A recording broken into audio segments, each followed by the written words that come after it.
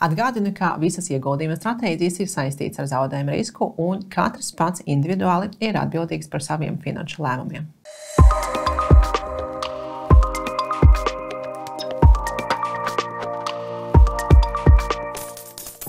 Sveicināti raidieraksts Naudas lietas, un šī ir otra jauna sezona, kas nozīmē jauni viesi, jaunas tēmas un arī jauni finanšu izaicinājumi, kurus mēs šķetināsim kopā ar jums.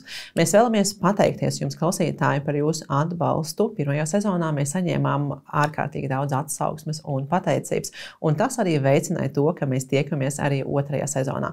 Un es aicinu jūs arī turpināt mūs atbalstīt, jo tas nozīmēs iespējams, ka būs arī trešā sezona, un mēs varēsim vēl vairāk stāstīt un mācīt par investīciju iespējām Latvijā un mūsu sabiedrībai. Un šodien mēs tiekamies šajā epizodē, un mēs runāsim par korporatīvo atbildību un arī par to, kā un ko investoram ņemt vērā, tad, kad viņš izvēlas savas investīcijas. Šodien kopā ar mani ir Vilhelms. Sveiks, Vilhelm! Sveika! Un es īstenībā nepateicu, kā sauc mani. Esmu Alina Zela, personīgo finanšu mentore, un esmu arī Finanšu izglītības biedrības valdes locekle. Un vēlos arī atgādināt mūsu klausītājiem, ka Naudas lietas tiek veidots raidieraksts pateicoties Finanšu izglītības biedrībai, un Finanšu izglītības biedrības mērķis ir veicināt finansiālu labklājību sabiedrībā un arī izglītot sabiedrību par ieguldījumu iespējām. Un šodien kopā ar mums ir arī eksperte Justīna Ignatavičute no Eversheds. Labdien, prieks! Mēs runāsim par drošiem un atbildīgiem ieguldījumiem, Vilhelm, un tāpēc vēlos tev uzjautāt, kā tu saproti vārdu korporatīvā pārvaldība? Ko tas nozīmē priekš tevis? Korporatīvā pārvaldība. Tas priekš manis ir, man liekas, tāds vairāku lietu kopums uzņēmuma vadībai, vai nu viņu kaut kādi, teiksim, cik pārredzami viņi kaut kādā veidā strādā, cik ļoti, tāds sliktais piemērs būtu, ka tā nauda izskatās tāda dīvaina, vai tur nav līdz galam skaidrs, ar ko viņi nodarbojās, vai kur tā nauda nāk, kur viņi iet. Tas ir viens. Otrs noteikti zem tā arī liktu kaut kādu attieksmi pret darbiniekiem, vai tā ir... vai ir, nezinu, tur vairākas sūdzības no darbiniekiem, vai vēl kaut kas, vai tur ir kādi apstākļi tie ir, ja mēs runājam globāli, tad, globāli, vai, teiksim, vai tas ir uzņēmums, kas paverdzina bērnus trešās pasaules valstīs, vai vēl kaut kā. Tās ir tās lietas, ko es liktu zem tā. Un viņu kaut kādas varbūt nostājas arī, kas varbūt būtu mazāk, bet arī viņu kaut kādas nostājas dažādos sociālos jautājumos. Jā, zini, ir tāds teiciens, nekā personīga, tikai biznesa, pa lielam. Un, ja mēs runājam par investīcijām, protams, mums ir svarīgi investēt tur, kur mēs varam gūt ienesīgumu, un tur, kur mēs varam veicināt to, ka mūsu kapitāls aug. Bet te pašā laikā es arī pati sev uzdodu jautājumu, un arī gribu tev pajautāt, cik svarīgi ir investoram skatīties arī uz to, kurš vada šo uzņēmumu. Jo, no vienas puses, mēs varam pateikt, galvenais, lai šos uzņēmumus pelna naudu, un visam pārējais neinteresē. Bet no otras puses, tomēr investīcijās ir arī kaut kāds cilvēcīguma aspekts, un ir arī kaut kādas mūsu vērtības, ko mēs paužam. Un cik tev ir svarīgi izvēlēties priekš investīcijām to uzņēmumu, kuru vadību tu saproti vai kuru vadības vērtības tu arī atbalsti? Kopumā diezgan svarīgi. Es teiktu, ka viena no lielākajām problēmām, teiksim, ieguldot, vai saka, es sāku ieguldīt un ieguldot tajā pašā S&P 500 vai kaut kādos lielākos fondos, ir tas, ka liela daļa no šīm kompānijām, kas tur ir, kas ir lielākās pasaules kompānijas, ir lielā mērā atsevišķos jautājumos tiešā pretrunā ar kaut kādām manām vērtībām. Kas ir stulbi, jo viņām arī ir vislielākais ienesīgums.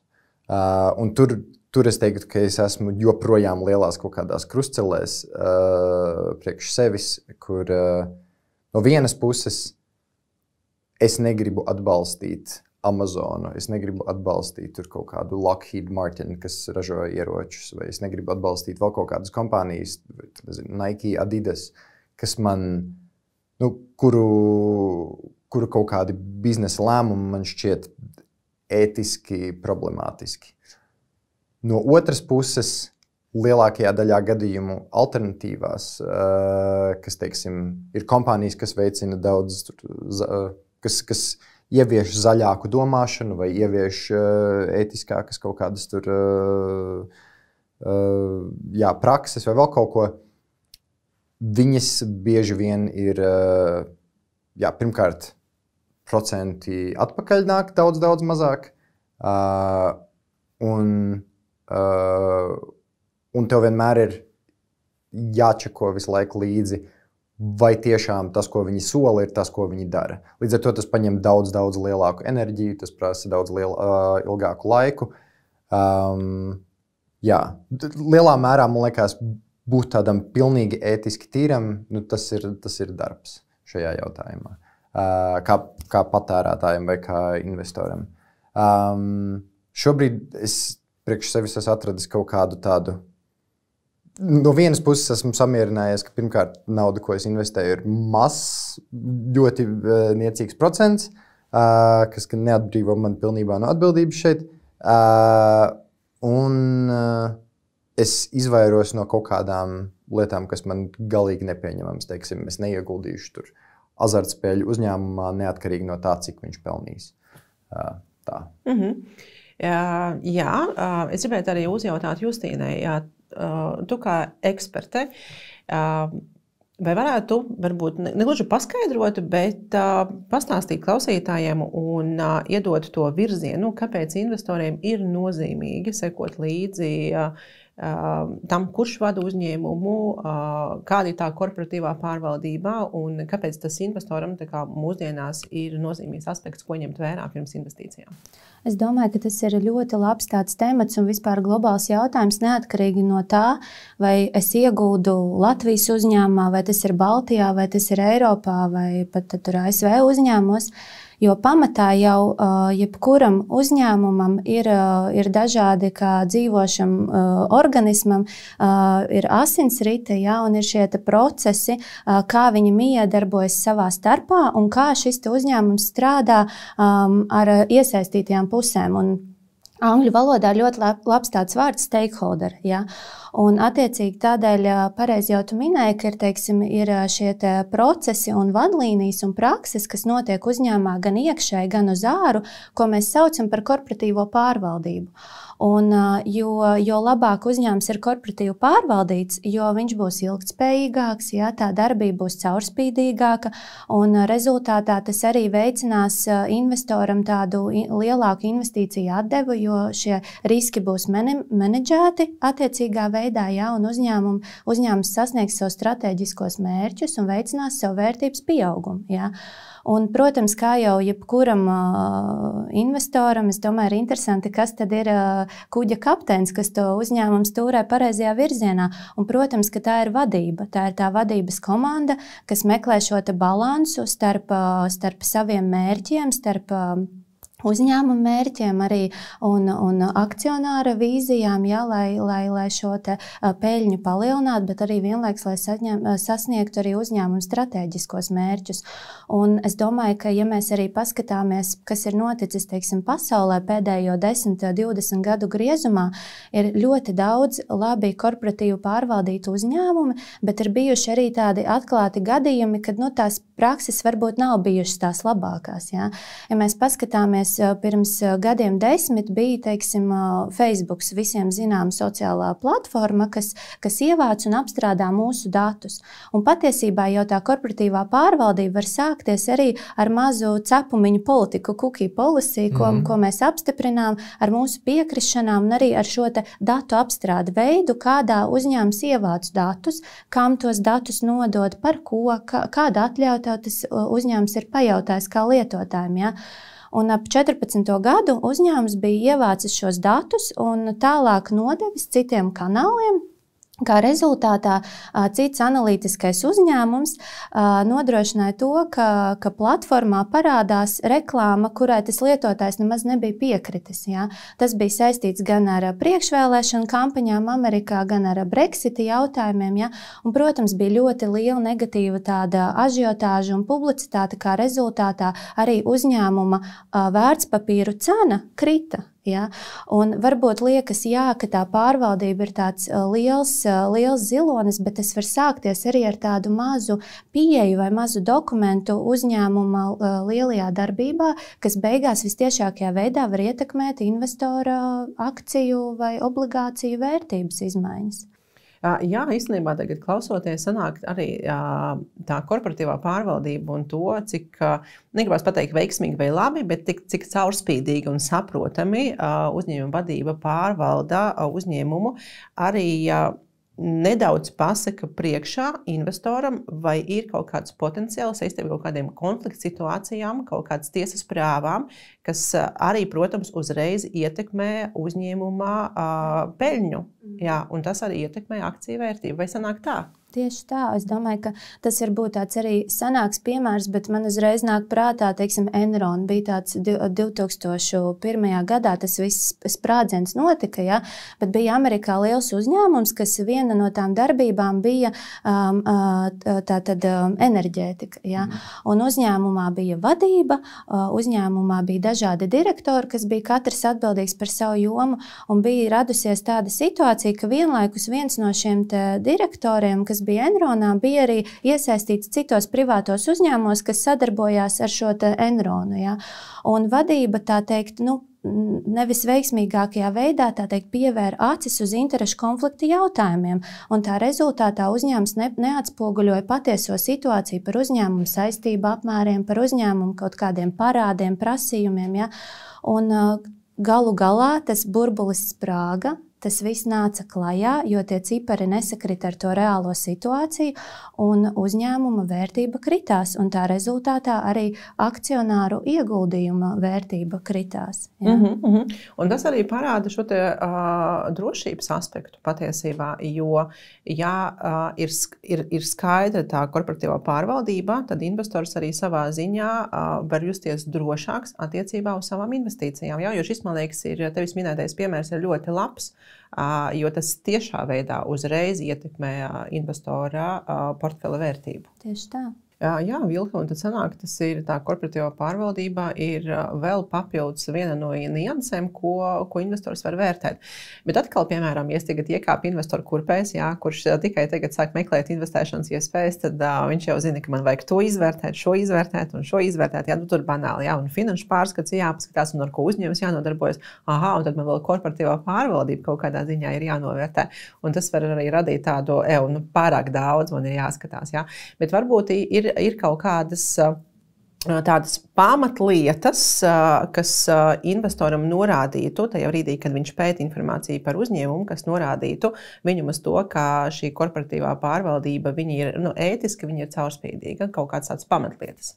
Es teiktu, ka katram no mums ir sava investīcija reliģija. Un kā jau minēju, tad katram no mums ir kāds cits aspekts svarīgāks. Varbūt kādam interesē tās ESG, jeb ilgtspējīgās prakses, kas varbūt ir tuvāk sirdī un skatīties vairāk uz to pusi. Kādam varbūt tā ir dividendžu politika, lai būtu tas ienesīguma atdevi jau uz tām investīcijām. Kāds varbūt vēlas ieguldīt 100-200 gadīgā lielā uzņēmumā, vai tā ir banka, vai tur Procter & Gamble, ja, lai būtu stabilāka tā mana investīcija, varbūt tā atdeva nebūtu tik liela. Bet es domāju, ka jebkurā gadījumā atbilstoši tai savai investīciju stratēģijai, tas, ko mēs varam darīt, mēs ļoti daudz informāciju varam atrast publiskajos resursos mūsdienās. Ja. Uzņēmums, lai, teiksim, ja es gribu ieguldīt, nopirkt uzņēmuma akciju vai obligāciju, es varu iet biržas mājaslapā, palasīt par šo te uzņēmumu, atvērt vaļā gada pārskatu vai starpperioda pārskatu, paskatīties, kāda ir uzņēmuma cipari. Ja es mazāk ko saprotu no cipariem, es varu paskatīties vadības ziņojumu. Tur arī mijās tā korporatīvā pārvaldība, lai palasītu, kāda ir tā stratēģiskā vadība, kāda ir dividendžu pieeja šim uzņēmumam. uzņēmumam. Ja? Ļoti daudziem uzņēmumiem, jo īpaši biržā kotētiem, ir mājaslapā sadaļa investīciju attiecības, jeb investor relations. Es pats pirms pāris dienām intereses pēc gribēju paskatīties Porsche uzņēmumu. Ja? Es iegooglēju un ļoti viegli to var atrast patiesībā. Kas to uzņēmumu vada, kādas viņiem ir komitejas, kāda ir dividendžu politika. Ja? Tā kā es teiktu, ka tas sākuma mērķis ir droši vien vienkārši paskatīties no publiskiem resursiem, kas ir pieejams vispār un kas manai stratēģijai, jeb investīciju reliģijai vairāk norezonē. Un to arī paskatīties. Jā.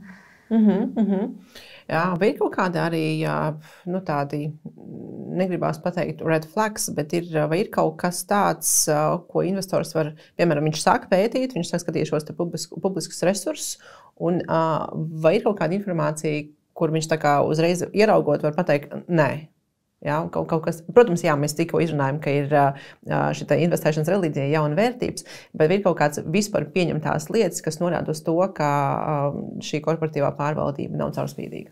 Es domāju, ka jebkuri rezultāti un jebkura vadības komanda, tā teikt, savu sasniegumu pierāda ar darbībām.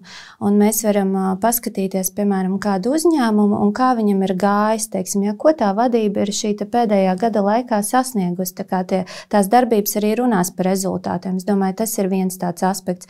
Otrs, teiksim, uzņēmumiem ir šie, kā minēja, gada pārskati, un šos pārskatus arī auditē revidents, kurš dod savu atzinumu par to, vai šie cipari ir atbilstoši, jā, vai ir sagatavot saskaņā ar likuma prasībām.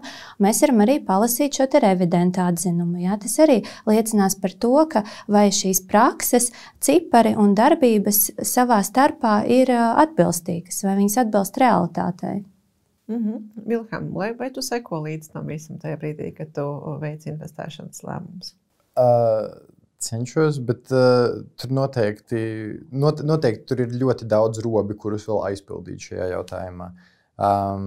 Lielākoties man liekas, ka, ja es neesmu redzējis tādas, tā teikt, krimināla ziņās virsrakstus par šo kompāniju, tad plus mīnus es vēl, bet es arī neesmu, man liekas, baigi iegājis tādos dziļākos ūdeņos, kur varētu pavērties kaut kas traks. Bet man šajā jautājumā liekas, interesanti tas, ka brīdī, kurā mēs, teiksim, ja mēs iegādājamies akcijas, mums kaut kāda daļa no uzņēmuma pieder.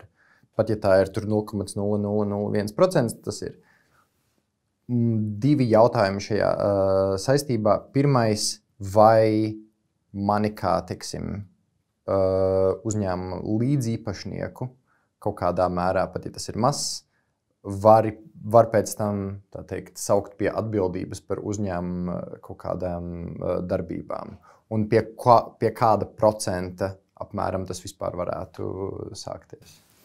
Protams, tās korporatīvās pārvaldības prakses ir it kā līdzīgas visos pasaules valstīs, ja tur biržās, bet tomēr katrā jurisdikcijā ir savi likumi, kas nosaka, kāda atbildība ir katram uzņēmuma tam organismam, tam orgānam iekšējiem. Ja?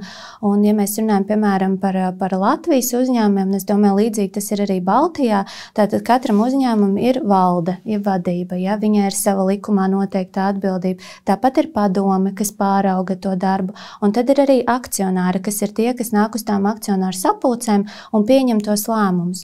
Un es kā akcionārs, es varu būt, pat ja man piedara viena akcija, varbūt kādā uzņēmumā, kā tu minēji, ja, es varu būt vai nu aktīvs vai pasīvs. Es arī varu būt tāds, kas nāk un aktīvi iesaistās un prasa uzņēmumam dažādas jautājumus akcionāru sapulcēs. Ja. Tā kā es teiktu, ka primāri, protams, akcionāri ir tie, kas dod to tādu mandātu vadībai rīkoties un to kuģi stūrēt, bet tādā ikdienas darbībā, tomēr, teiksim, Latvijas mērogā tā ir tā valde, tā ir tā vadība, kas tos lēmumus pieņem, balstoties uz akcionāru zaļās gaismas un attiecīgi arī iet uz priekšu. Jā.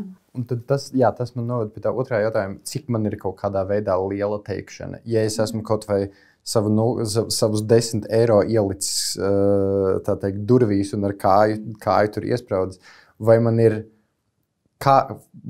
tiesības jāiet uz tām akcionāru sapulcēm un cik liels svars, ja es esmu, teiksim, tāds super bezkaunīgs. Cik liels svars var būt manam vārdam? Es teiktu, ka pirmais ir jāsaprot, ja mēs runājam atkal par vietējiem vērtspapīriem, ka es kā akcionārs vai Amerikas ir jāpaskatās, kādas man ir tās tiesības vispār tām akcijām piešķirtas. Jā, es varu paskatīties, vai tajā ieguldīšanas aplikācijā vai bankā, vai man ir, piemēram, balstiesības tām akcijām. Pamatā Baltijā jau visām būs, kas tur biržā ir kotētas. Jā. Un tad otrs ir, es tad kā akcionārs kaut vai ar to savu vienu akciju varu atnākt uz sapulci un piedalīties šajā lēmumu pieņemšanā. Ja? Protams, likumā ir noteikti arī dažādi sliekšņi, pie kādiem es varu, piemēram, parasti tas ir ap 5–10%, piemēram, izvirzīt jautājumus, ko skatīt sapulcē, ja? Vai izvirzīt kādu padomes kandidātu, kur varētu iecelt uzņēmumu padomē. Ja? Tāpēc tomēr likums arī regulē tādu, lai tas būtu tādās saprāta robežās, bet tas neliedz man iespēju būt aktīvam un ar to vienu savu akciju atnākt, paklausīties, piedalīties akcionāru sapulcēs, kas ir ļoti, manuprāt, arī veiksmīgi iegājies. Pēc Covid laika ir šīs sapulces kļuvušas arī elektroniskā formātā. Es varu nobalsot gan pirms sapulces, gan pieslēgties online, ja uzņēmums šādu iespēju piedāvā, pēc tam atnākt uz sapulci un uzdot kādu papildus jautājumu vadībai. Tā kā pat ja man pieder ļoti mazs īpatsvars, es tik un tā varu būt aktīvs investors. Okay. Un Latvijā šobrīd ir cik uzņēmumi piedāvā akcijas?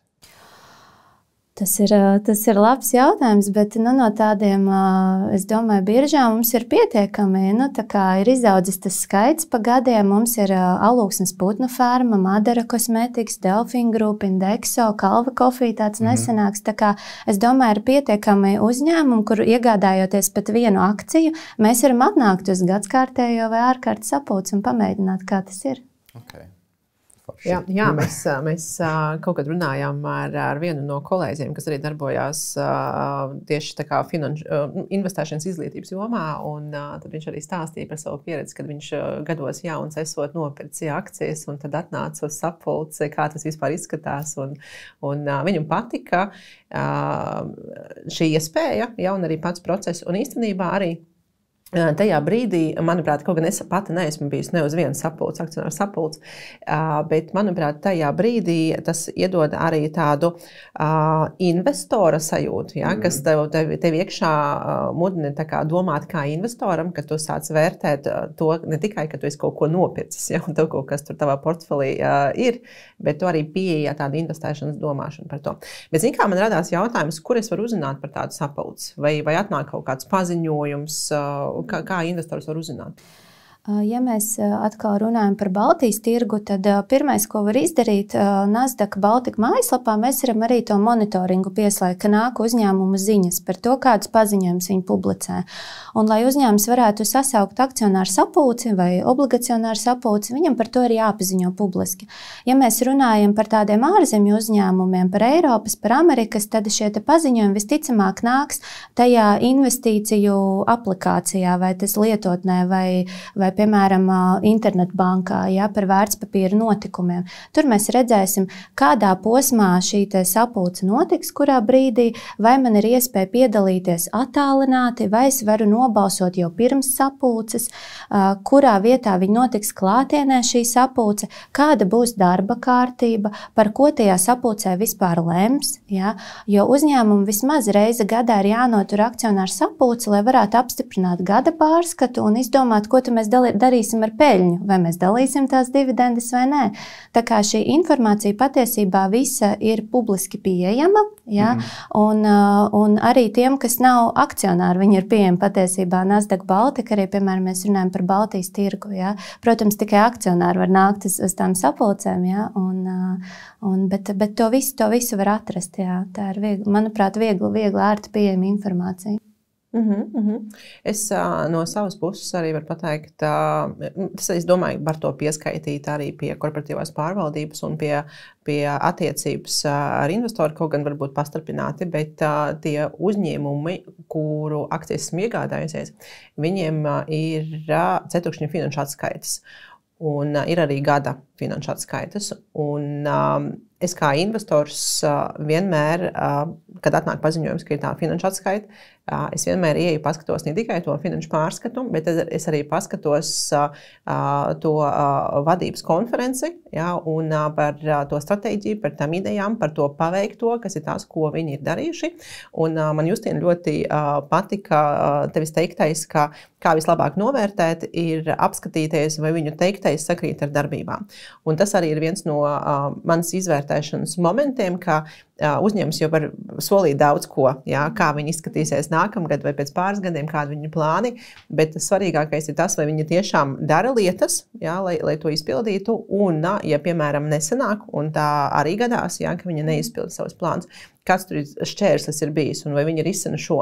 Un tas arī uz priekšdienām ļauj apskatīties, vai es turpināšu turēt šo konkrēto papīru savā portfolio, vai nu arī es domāšu par iespējām, kurā brīdī iziet ārā. Jo mans pašas personīga pieredze ir arī iegādājoties vienu uzņēmumu akcijas, pēc laika šim uzņēmumam rādās konflikts, konflikts starp vadību un padotajiem, kur padotie ir ietiesājuši vadību saistībā ar diskrimināciju un saistībā ar darba attiecību pārkāpšanu. Jā, tas ietekmē uzreiz arī akciju vērtību, ka akciju vērtība ir samazinājusies, bet tas arī iedeva iespēju ieraudzīt, ka patiesībā tas uzņēmums ir zināms, tas uzņēmums ir ar spēju pelnīt naudu, un arī, piemēram, izvērtējot finanšu pārskats, izvērtējot konferences datus, es nevarēju tādu situāciju ieraudzīt, bet tiklīdz parādījās ziņojums par to, ka šī konflikta situācija ir un ka ir tiesas prāva šajā saistībā, es saprotu, ka mums nav pa ceļam ar šo uzņēmumu, neskatoties uz to, ka, ja piemēram, es varētu turpināt turēt, tas tiešām veidā neietekmē uzņēmumu peļņu. Bet es saprotu, kāda ir tā vide iekšienē. Un no vienas puses tas vadītājs var būt ļoti labs no vadīšanas aspekta, kā viņš vada biznesu, bet nākamais tas moments, kā viņš veido attiecības ar padotajiem. Un vai es balsoju ar to, vai es nebalsoju ar to. Bet beigās uzņēmumi jau visi ir labi, un īstenībā uzņēmumi pēc tam pārpirka un beigās jau viss ir beidzies labi. Bet tajā brīdī es kā investors aizdomājos, vai mums ir pa ceļam ar šo uzņēmumu tālāk, vai arī nē. Jā, es pilnīgi piekrītu. Man īstenībā arī bija tāda pieredze ar vienu ļoti zināmu pasaulē telefonu ražotāju, kas arī pirms gadiem 10 bija problēmas lietotājiem un es pat esmu lietotājs arī šim uzņēmumam un ar to, ka telefons slēdzās ārā. Ja? Un, lai risinātu to problēmu, kā viņi strādā, tad bija šie atjauninājumi, jeb software update. Bet tas, ko uzņēmums līdz galam neizstāstīja, ka tas ietekmēja uz vecākiem telefoniem darbību baterijai. Tā baterijas dzīvība krita. Ja?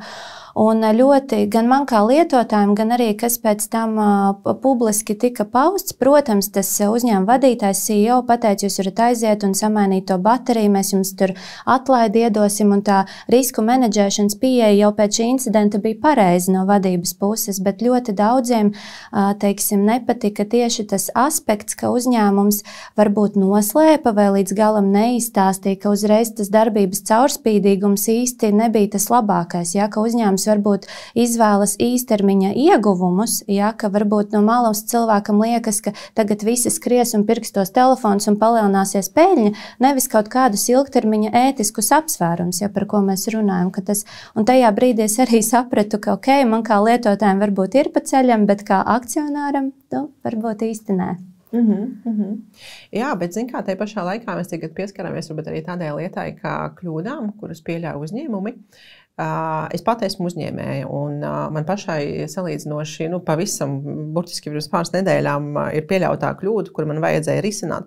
Un šī kļūda ir tieši saistīta ar manu komunikāciju ar cilvēkiem, kuriem es sniedzu pakalpojumus. Un tas ir ārkārtīgi banāli, bet es svētku izskaņā palaidu svarīgu ēpastu, kur cilvēks bija man uzrunājis, lai es viņam palīdzu un nāku uz sarunu ar viņu. Ne šo ēpastu vienkārši palaidu. Un janvārī saņēmu otru ēpastu ar tekstu, kāpēc jūs man neatbildat. Un es saprotu, jā, ka tas ir tāds cilvēciskais faktors, un ka es šo e-pastu palaidu garām, bet te pašā laikā es saprotu, ka man tajā brīdī ar šo konkrēto cilvēku zināmā vērā attiecības jau ir sabojāts, jo tāds credibility moments jau ir zaudēts, jā, kaut kāds uzticamības moments ir zaudēts.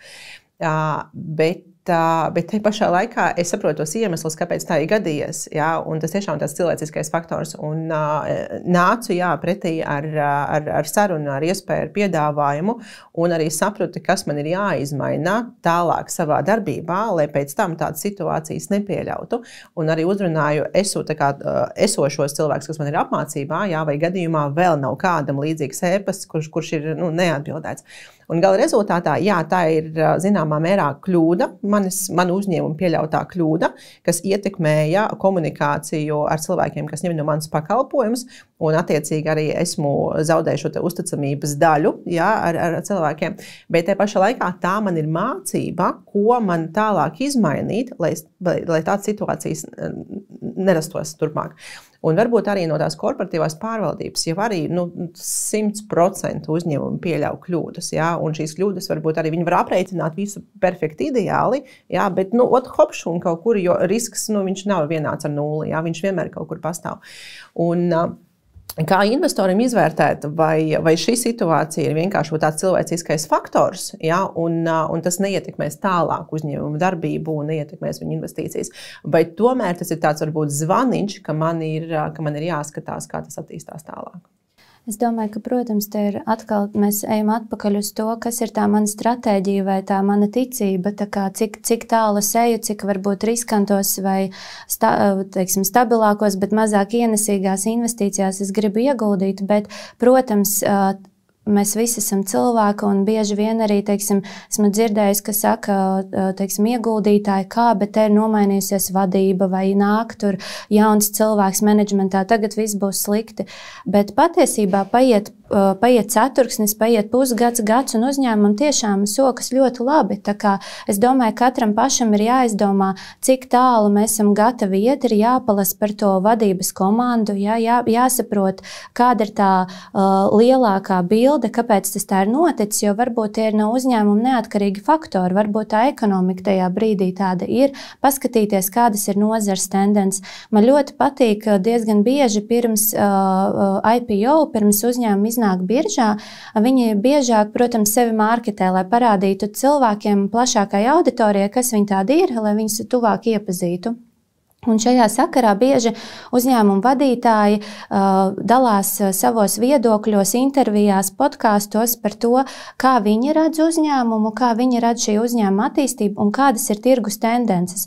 Un tas ir tas brīdis, kad mēs varam paskatīties, kā šī pati vadība redz, kā mēs varēsim palielināt tirgus daļu, jā, kā mēs varēsim veicināt investoru ieguldījumu, vērtības celšanu. Jā. Tā kā es domāju, ka tas arī ir tāds labs avots, kam pasakot līdzi, kā vadība reaģē uz šiem te riskiem un kā varbūt mācās no kļūdām un kādi ir tie lielie strateģiskie mērķi un kas vispār notiek tirgū. Jā, šis ir ļoti interesanti.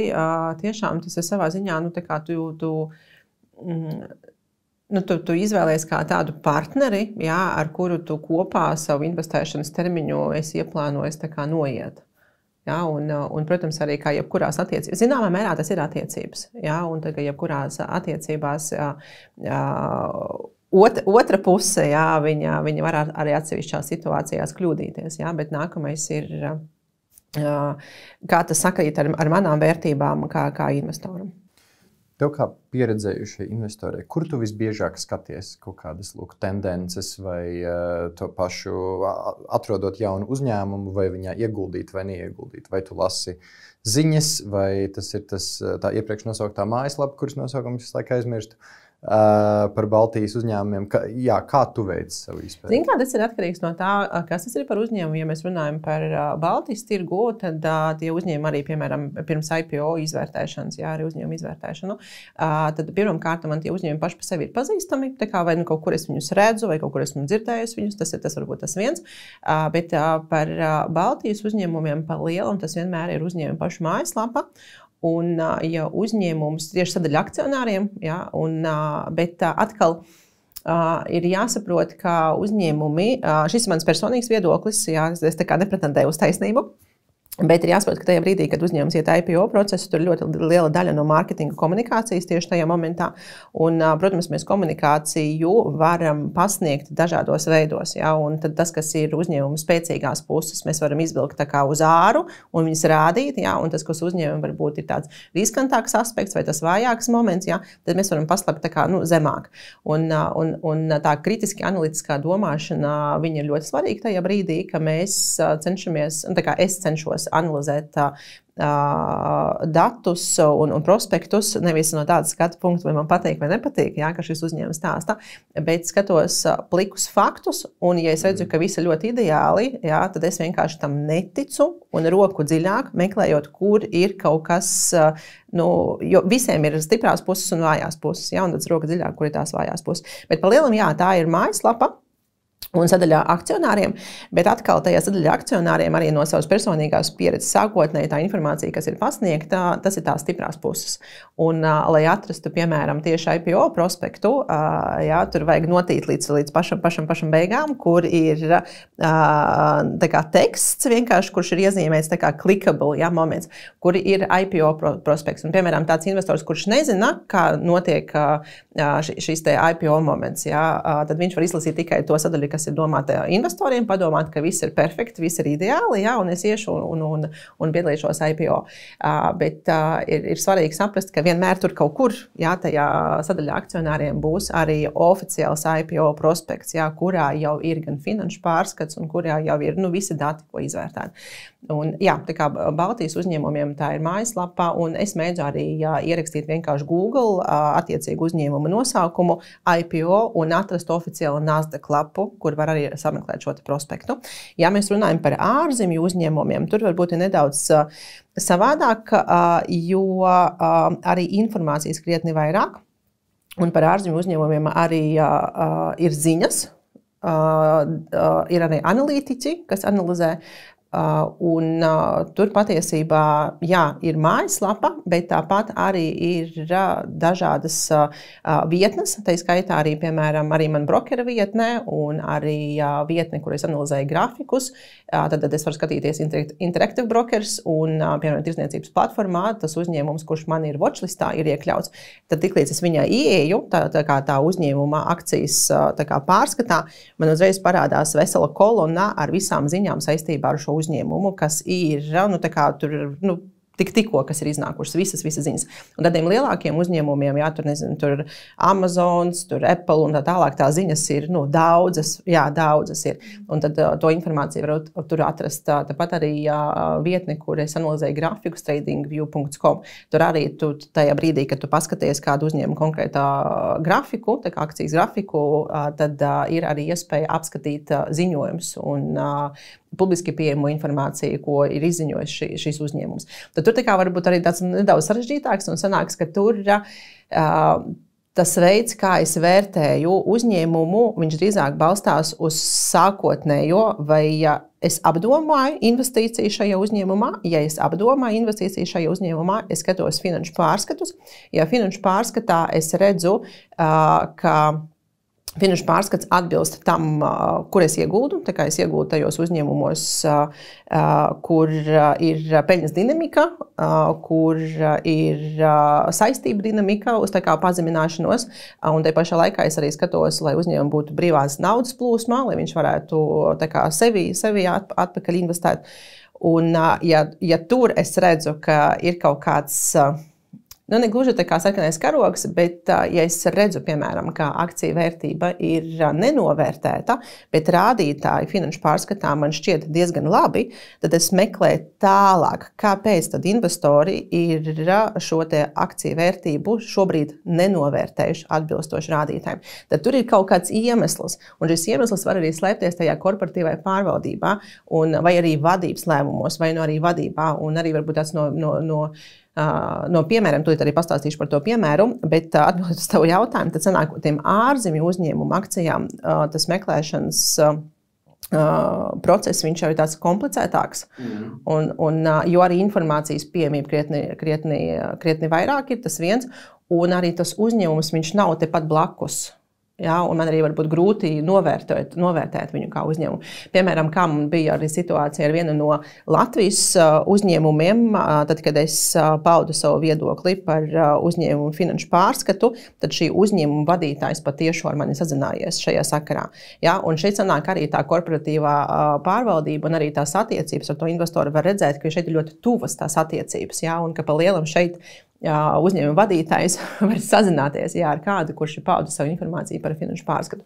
Tur tā nav, un tad sanāk, ka tur tā izvērtēšana ir tāda sarežģītāka. Bet attiecībā uz to korporatīvo pārvaldību, piemēram, arī, es varbūt neminēšu pašu uzņēmumu nosaukumu, bet šis uzņēmums nodarbojās ar pusvadītāju ražošanu, un tad šim uzņēmumam, ja mēs skatāmies uz 2024. gadu, un tad pusvadītājiem tie, kas ražojuši pusvadītājs, viņiem visiem akciju vērtība ir kosmosā, bet ir viens uzņēmums, kur akciju vērtība neauga. Un atkal tas lielais jautājums, kāpēc, ka tajā brīdī, kad šim sektoram klājas ļoti labi, kāpēc viena uzņēmuma akcijas tomēr netiek atbilstoši novērtētas. Kaut gan, ja mēs skatāmies finanšu pārskatu, tur viss šķiet diezgan labi. Ja?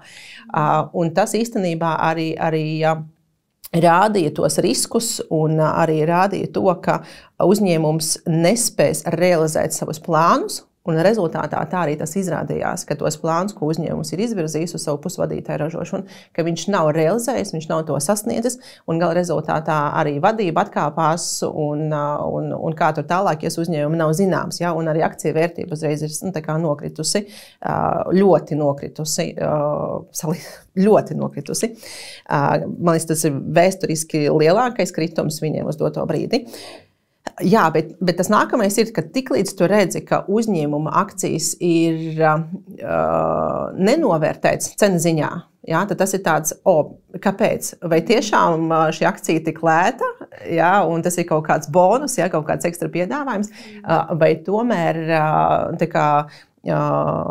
institucionālie investori ar lielām analītiķu komandām, ja, un citi investori un tirgus kopumā redz kaut ko vairāk nekā to, ko redz tu. Ja, un tas vienmēr ir tas iemesls rakt vēl dziļāk par to uzņēmumu, par to vadību un par to stratēģiju, kas tur apakšā tam uzņēmumam ir. Kaut gan, ja mēs skatāmies finanšu pārskatu, tajā finanšu pārskatā šķiet visi labi. Jā.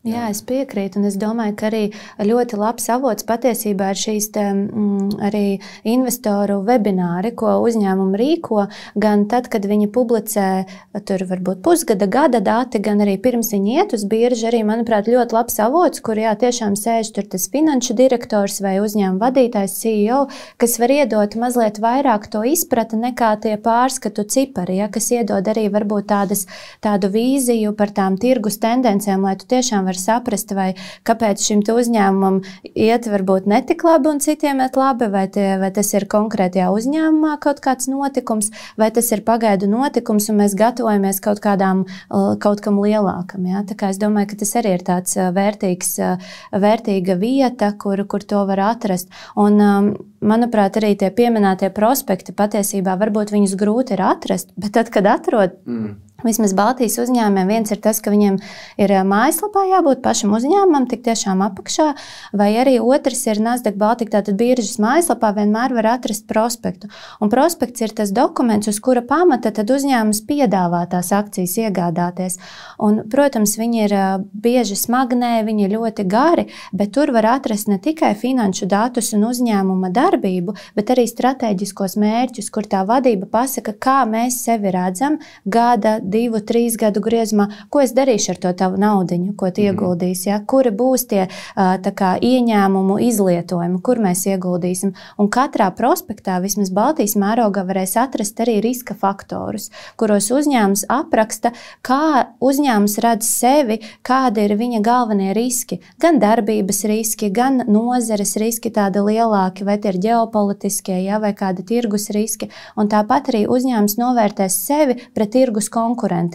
Tā kā es tiešām iesaku arī dažreiz paskatīties, ja, varbūt plašāk, tiešām, kas ir pieejams tajos gan uzņēmuma mājaslapās, gan prospektos, gan arī šajos webināros investoru, ko uzņēmumu rīko. Jā, šis ir ļoti labs komentārs, ārkārtīgi labs komentārs. Un es pat aicinu cilvēkus, tie, kas man raksta un uzdod jautājumus par kaut kādiem mūsu vietējiem uzņēmumiem, es pat aicinu izlasīt prospektu, sastādīt savu jautājumus, kurus tu vēlies uzdot, un tad nākt uz to webināru un šos jautājumus uzdot. Jo vislabāk šos jautājumus tiešām uzdot pašai vadībai un nevis kādam, kurš analizē uzņēmumus. Jo es vienmēr skatos to no savas perspektīvas, kā es to redzu, bet katram investoram jau tas atšķirsies. Un tad ir ļoti labi sagatavoties un nākt. Un tu minēji, ka tas dokuments ir smagnējs. Es aicinu cilvēkus nebaidīties no tā. Un, piemēram, piesaisties vienu reizi uz 10 minūtēm paskatīties, piesaisties otro reizi 10 minūtēm paskatīties. Ar laiku vienkārši prāts sāks pierast pie tā, ko viņš redz un sāks to informāciju redzēt. Un vēl es arī izmantoju iespēju meklēt dokumentā. Un vienkārši sev interesējošo informāciju vienkārši ievadu vienu vārdu, kas man interesē, un pēc tam izklikšana cauri, kur tas vārds ir. Un tādi sanāk, nevajag lasīt to visu dokumentu, bet atrast informāciju, kas ir nepieciešama. Tu ķersies pie darba, pēc tam. Bet šis varbūt tāds, no manas puses gandrīz vai noslēdzošs jautājums. Ņemot vērā, ka, atkal un atkal pierādās, ka ir jāinvestē laiks, lai tu saprastu, ko tu dari ar savu naudu, kas ir loģiski. Bet tāpat laikā es zinu, ka man un visticamākais ļoti daudziem skatītājiem, klausītājiem nav, laika resurss ir tāds ļoti, ļoti taupāms. Kas būtu tāds minimālais checklists, kam jāiziet cauri? Prospekts droši vien arī kaut vai par sadaļām, tāda, es domāju, bet, ja mēs runājam par tādām globālākām lietām, es domāju, ir jāsaprot, kur mēs gribam investēt, vai esmu tas aktīvais investors vai pasīvais, vai es gribu, lai varbūt es ieslēdzu auto investu un tā naudiņa pati tur apgrozās dažādos uzņēmumos. Varbūt es pirms pāris dienām, piemēram, atklāju, ka ir Revolut aplikācija, kurā ir ne tikai Eiropas un tur ASV tur vērtspapīri, bet viņi piedāvā arī depozītu noguldījumus.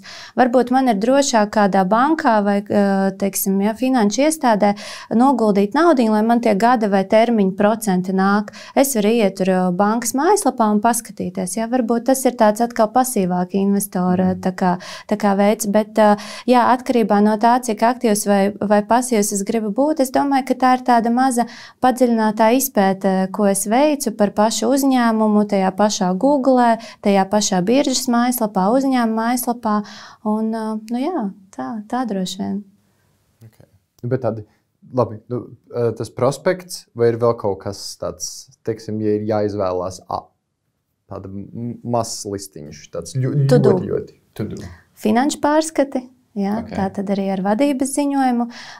Tas pats vai prospekts vai uzņēmuma apraksts, bieži ir tāda mazā prezentācija par kā ir gājusi un uzņēmuma mājaslapa. Tā.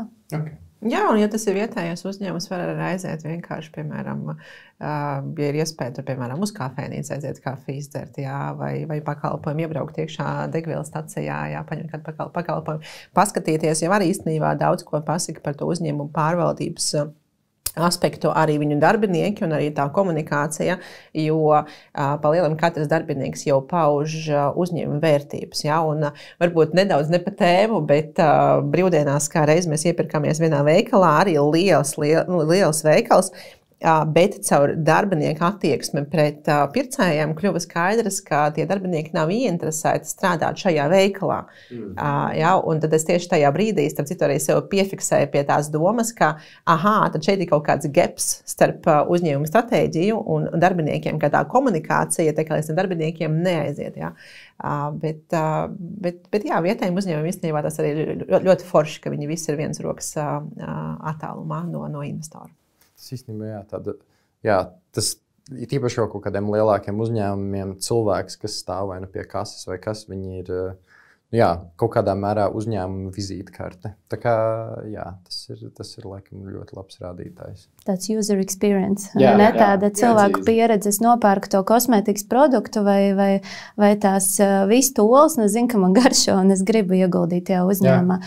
Kādam varbūt tas ir mazāk svarīgi, tad, protams, arī jāskatās, ja tas uzņēmums nodarbojas, piemēram, ar finanšu pakalpojumiem, to novērtēt būs grūtāk nekā iebraukt benzīntankā un saprast, man garšo kafiju un arī tur patīk patīk tur tā degviela un viss, ko tas uzņēmums dara. Bet, ja mums ir tā iespēja tādā mazā tirgū salīdzinoši arī pabaudīt tuvāk to tādu lietotāju pieredzi, es tiešām arī aicinātu to izmantot. Jā.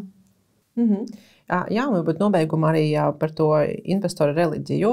Man, piemēram, ir kā investorē noteikums, ka es neinvestēju uzņēmumos, kas aizdod naudu, un tas arī varbūt saistīts ar manu tiešo nodarbošanos, ka es palīdzu cilvēkiem tikt ārā no parādiem, ka es palīdzu cilvēkiem pārvaldīt finanses, ja? Un tad man šķiet diezgan savādi, kaut gan šie uzņēmumi ir ļoti spēcīgi, ja, ar spēju pelnīt, un finanšu pārskatu viņiem ir ļoti labi, bet man šķiet pašai ļoti savādi, ja, kad pie manis nāk cilvēki, kuriem es sastādu grafiku, plānu, jā, lai viņi kļūtu finansiāli stabili, un tai pašā laikā, lai es vēl ieguldītu uzņēmumā, kurš kā reiz cilvēkiem aizdot naudu. Un tā ir attiecīgi arī mana reliģija, bet runājot ar citiem investoriem, kuriem nav šis būtiski, viņi otrādi skatās uz šo uzņēmumu. Viņi skatās uz šo uzņēmumu kā uz pakalpojumu, kurš ir vajadzīgs patērētājiem, un kā uz uzņēmumu, kurš ir spējīgs pelnīt. Un tā kā sanāk, jā, it kā divi investori, jā, plus mīnus ir vienāda mērķa sakrāt vecumdienām, jā, bet tā pieeja ir atšķirīga, bet kā reiz no tā uzņēmuma darbības specifikas. Ja? Nu, labi, Vilhelm, tagad tu esi ievācis informāciju. un varēs sākt vērtēt korporatīvo pārvaldību uzņēmumiem. Jā. Un kas man liekas, bet tas ir iezīmējis vairākās epizodēs šajā sezonā, man liekas, ir bišķiņ vairāk jāieiet tajā tieši Latvijas vai Baltijas tirgu un jāpaskatās, jo laiku pierādās tas, ka jā, ar savu investīciju mēs arī atdodam kaut kādu veidu balsi un to kaut kādu pārliecību par šo uzņēmumu un palīdzam viņam attīstīties kaut kādā veidā, investējam viņā burtiski. Un tur arī tas, ko šodien mēs runājam, tur ir iespējams tuvāk pieiet pie tā user experience, tās tev ir tiešāka saskare ar to pašu uzņēmumu, tā uzņēmuma vadību, un tas ir vērtīgi. Jā, un man liekas, arī Justīna ļoti labi pierādīja to, ka visu pamatā ir ieguldīt tur, kur tu saproti, kur tu ieguldi. Ja? Ka tev ir skaidrs, kas tas ir par uzņēmumu, ar ko viņš nodarbojas, tur ir caurspīdīga komunikācija, un tas arī ne tikai atbilst tavām vērtībām, bet tas arī tev savā ziņā garantē to drošumu attiecībā uz saviem ieguldījumiem. Tieši tā. Paldies tā. Paldies. Aicinu jūs sekot raidierakstam Naudas lietas, nospiežot pogu, sekot platformēs YouTube un arī Spotify. Un noklausoties epizodi, atzīmēt komentāros, kas ir tas vērtīgākais, ko jūs esat sadzirdējuši no mūsu sarunas ar ekspertiem. Un starp tiem, kas atstās savus atziņas un komentārus, un kas arī sekos Naudas lietām platformās YouTube un arī Spotify, mēs izlozēsim vienu, kas saņems dāvanā šo grāmatu Naudas psiholoģija, kuru iztulkoja Finanšu izglītības biedrība.